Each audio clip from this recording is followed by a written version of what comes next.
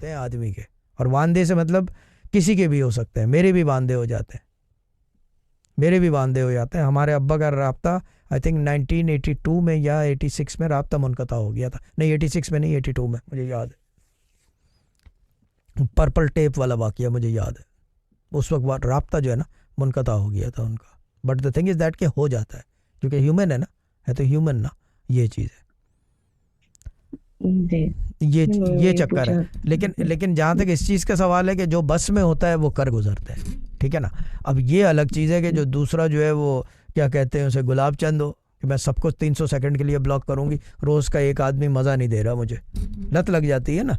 तो ये चीज़ें तो फिर वो तो उसको रोक नहीं सकते ना आप, ये चीज़ है। फिर वो एक जगह आता है कि फिर वो सुनना छोड़ देते हैं।